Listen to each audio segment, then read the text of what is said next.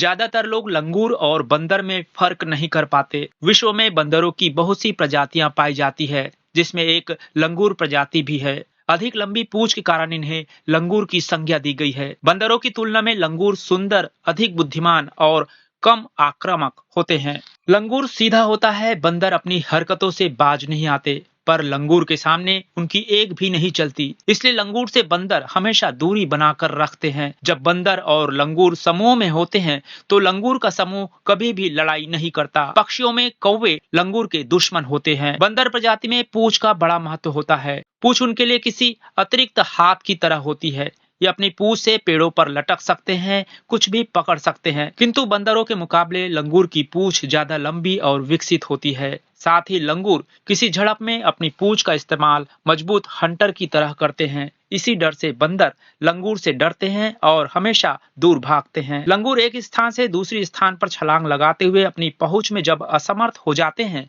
तो अपनी पूंछ के सहारे जमीन पांव पर रखे बिना ही अपने पूर्व निर्धारित स्थान पर वापस आ जाते हैं। भारत में इस लंगूर के संबंध में अनेक कथा किंवदंतियां कही जाती है। कहा जाता है कि राम जन्मभूमि विवाद निपटारे में इसी लंगूर के दैविक भूमिका को स्वीकार किया गया है। ये भी कहा जाता है कि लंका दहन के बाद आग से झुलस जाने के कारण श्री हनुमान लाला जी का मुख काला हो गया था। ऐसे में काले मुंह और लंबे पूंछ वाले लंगूर को हनुमान जी के रूप में पवित्र माना जाता है। भारत के ज्यादातर राज्यों में यदि किसी दुर्घटना में लंगूर की मृत्यु हो जाती है तो हिंदू रीति रिवाज से बकायदा अंतिम संस्कार किया जाता है। इतना ही नहीं, 13 दिन बाद 13वीं के दौरान शांति भोज और सुंदर कांड पाठ का आयोजन किया जाता है। वैसे तो भारत में वानर के सभी प्रजाति को देवता के रूप में पूजा जाता है, सम्मान दिया जाता है, उनकी रक्षा की जाती है। लंगूर का रक्षात्मक भूमिका भी देखा जाता है। लंगूर की आवाज सुनकर, लंगूर को देखकर बंदर वहां से भाग जाते हैं। जहां बंदरों का आतंक होता है वहां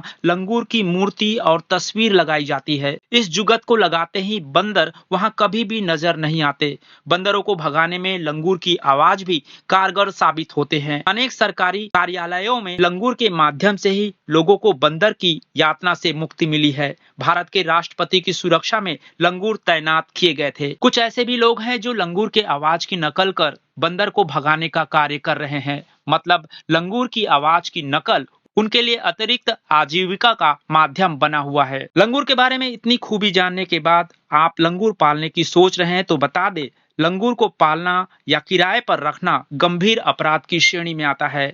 वन्य जीव अधिनियम की धारा में लंगूर का स्वामित्व, व्यापार, खरीदी बिक्री या किराए पर देने का अपराध यदि कोई करता है तो उसे 3 साल जेल, जुर्माना या दोनों सजा एक साथ भुगतना पड़ सकता है। बिलासपुर, छत्तीसगढ़ से गिरीश मिश्रा।